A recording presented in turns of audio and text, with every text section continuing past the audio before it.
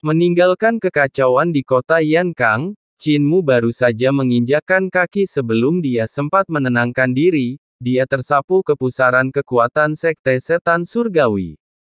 Upacara penobatan agung akan segera berlangsung, tetapi suasananya dipenuhi dengan konspirasi. Orang suci itu tiba. Terdengar teriakan. Sosok yang dikenalnya masuk dan Qin-Mu terguncang. Nenek tersenyum misterius. Formasi pembunuhan telah ditetapkan.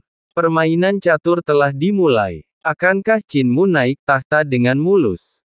Akankah pertempuran berdarah yang menggemparkan terjadi di sini, di Aula Suci? Pada episode sebelumnya, tepat saat Bacer dan si buta, dua pakar penyendiri itu telah berangkat, gemuruh-gemuruh yang mengguncang dunia di sekitar Santai segera bergema. Melintasi padang rumput Qin-Mu yang jaraknya terlalu jauh. Seni ilahi sulit dijangkau. Ling Yuxiao, sang putri yang cerdas, dengan cepat mengeksekusi teknik bola api, menembakkan sinar cahaya spiritual tinggi ke langit sebagai sinyal. Namun Qin-Mu hanya menggelengkan kepalanya dan berkata bahwa dengan tingkat kultivasi, dia tidak akan mampu melihatnya di malam hari. Menyadari bahwa kecocokan karma mereka belum tiba, kelompok itu memutuskan untuk tidak menunggu. Berangkat segera dan langsung menuju perbatasan. Menunggangi punggung banteng hijau yang agung, badai asmara yang hening mulai terjadi. Saat Qin-Mu prihatin terhadap luka Ling Yuxiao, rubah kecil segera memotongnya. Pertarungan Dharma yang tak terlihat resmi meletus. Hulinger dengan licik menanyakan usia Yuxiao, lalu mengejeknya. Kakak perempuan Yuxiao, bahkan 1 tahun lebih tua dari tuan muda. Ling Yuxiao juga bukan orang yang mudah menyerah. Dia langsung melakukan serangan balik, mengkritik bentuk rubah milik Linger. Namun rubah kecil ini telah menguasai alam berkulit tebal. Tidak peduli apa yang dikatakan Yuxiao, dia menggunakan satu gerakan untuk membungkamnya. Tuan muda menyukaimu. Kata-kata ini saja bagaikan seni sihir yang menekan, menyebabkan Ling Yuxiao benar-benar kehilangan pijakannya, dikalahkan oleh rubah kecil yang licik. Tidak lama kemudian, Basan tiba menghancurkan kekosongan dan menyusulnya. Ketika melihat jagal sudah tiada, ahli ini mulai meratap dengan sedih seperti anak kecil, menuturkan segala macam rahasia yang menggemparkan dari masa kecilnya kepada Qin-Mu, dari kejadian di ranjang hingga mencuci pakaian dalam majikannya. Qin-Mu hanya bisa melihat tanpa daya, sambil menatap memohon ke arah Ling Yuxiao. Sementara itu, di Imperial Chollege, sang patriark muda, seorang pahlawan pada masanya, kini mendapati masa hidupnya mendekati akhir. Dia diam-diam menyelesaikan urusan fana, mengembalikan stempel resmi, dan meninggalkan tempat pertikaian. Setelah membuka segel pada naga binatang suci, Qilin, sang patriark pergi menemui Imperial Perceptor. Di depan gerbang kota, dua pakar tak tertandingi di puncak era itu berdiskusi mendalam, memutuskan nasib bangsa. Setelah berpisah dengan pengamat kekaisaran Tan Kang, sang patriark berpaling kepada penatua penegak hukum, suaranya dalam dan tegas, pemimpin sekte muda harus naik tahta. Kembali ke kelompok Qin-Mu, mereka telah tiba di perbatasan suku barbar. Tanpa diduga, para penjaga yang berada di bawah perintah dari Tanah Suci dengan tegas menghalangi Basan untuk lewat. Tapi siapa Basan? Dia hanya mengajukan satu pertanyaan dingin, niat membunuhnya yang mengerikan terpancar keluar. Apakah Anda lelah hidup? Para prajurit rendahan itu langsung ketakutan dan tergesa-gesa membuka gerbang. Saat lewat, Qin-Mu melihat seorang pemuda barbar sedang berlatih tinju di gerbang kota bernama Ban Gonga. Fondasi anak ini sangat kokoh, energi vital dan darahnya bagaikan tungku yang menyala-nyala.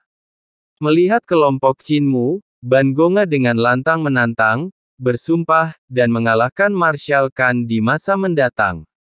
Mendengar hal itu, Basan pun sangat mengagumi ambisi besar anak laki-laki itu.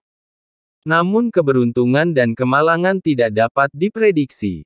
Tepat saat kelompok Qin-Mi pergi, seorang raja dukun dari Istana Emas menghancurkan kehampaan dan tiba. Dia sangat marah karena membiarkan seorang Marshal Han lolos ketika dia tiba-tiba melihat Ban Gonga. Raja dukun itu sangat gembira, menyadari bahwa ini adalah reinkarnasi anak suci yang dicari oleh dukun itu. Dia segera menyerang, menculik Ban Gonga dan terbang kembali ke Istana Emas.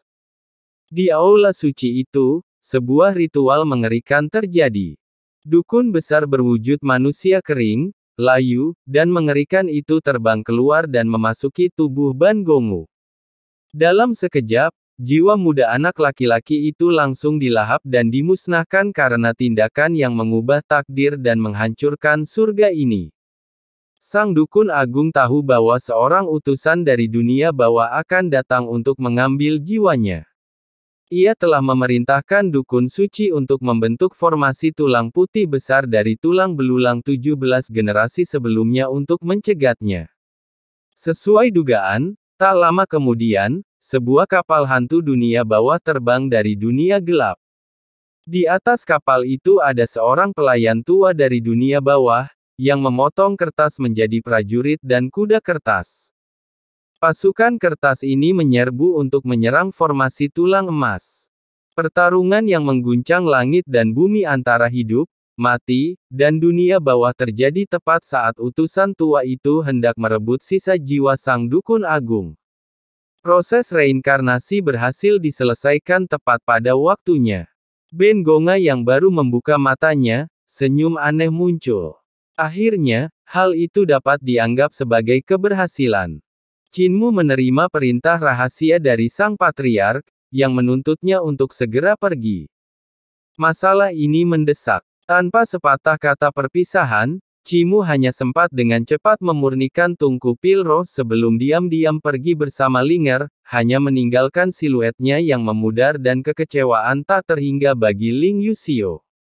Dalam perjalanan, Qinmu menyaksikan kekacauan yang meluas di seluruh dunia yang disebabkan oleh reformasi Imperial Perceptors. Namun dia juga menyadari kebenarannya. Jika Imperial Perceptor dapat memadamkan pemberontakan ini, semua kekuatan lawan akan musnah, dan bangsa Yan Kang akan mengalami kelahiran kembali seperti burung phoenix, menjadi lebih kuat dari sebelumnya. Akhirnya, Qinmu tiba di markas setan surgawi, tempat yang sangat damai dan sejahtera. Di sini, ia melihat banyak pengikut aliran setan surgawi menggunakan seni kesaktian mereka untuk membantu masyarakat umum, membajak ladang dan memanen tanaman. Qinmu dengan antusias berhenti dan memberikan petunjuk terperinci, kepada sekelompok murid muda tentang cara mengubah mantra kaku menjadi teknik pedang dan keterampilan tempur yang mematikan. Pada saat ini, sang patriark muda dan tetua penegak hukum muncul. Sang patriark memuji kreativitas Qinmu dan menunjukkan realitas saat ini. Para pengikut aliran iblis surgawi terlalu miskin dan tidak memiliki uang untuk sekolah. Beliau menyatakan secara gamblang bahwa tanggung jawab membangun sekolah dan menghidupkan kembali aliran sesat merupakan takdir calon guru aliran sesat di masa mendatang. Setelah berbincang beberapa saat, sang patriark memimpin menuju ke istana penguasa kota. Di sini para petinggi sekte setan surgawi berkumpul untuk mempersiapkan upacara penobatan pemimpin sekte muda yang baru. Semua orang sudah hadir. Hanya istri pemimpin sekte dan orang suci yang hilang. Tiba-tiba terdengar suara yang memikat, sangat familiar, yang mungkin dapat didengar oleh semua makhluk hidup. Apakah Master dan sang patriark sudah tiba?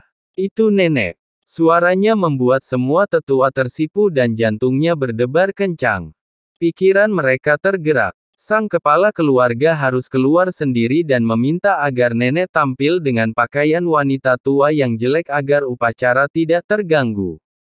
Qinmu dengan gembira berlari menghampirinya dan menarik tangannya, hendak menggodanya bahwa dia sudah tahu bahwa dia akan menemui Yun Chong di Imperial College. Tepat saat Qinmu hendak mengucapkan nama itu, sebuah pengumuman terdengar, Sang Santo telah tiba. Dan yang membuat Qinmu sangat terkejut, Siun yang asli masuk dalam kapasitasnya sebagai seorang santo. Menyaksikan kejadian itu, Qin Mu tertegun. Di sampingnya, nenek melihat bisikan di telinganya, senyumnya penuh makna tersembunyi. Sang ilmuwan dan pemimpin sekte juga teman sekelas. Episode diakhiri dengan akhir yang menegangkan dan benar-benar mengguncang. Cimu bingung dan mungkin Anda sesama Dois juga terkejut. Upacara penobatan akan segera dimulai, tetapi rahasia surgawi sedang kacau. Cimu berdiri di antara dua, yang mana tubuh nyata dan yang mana ilusi. Dalam permainan catur ini, siapa sebenarnya pemainnya? Semua akan dibahas di episode berikutnya.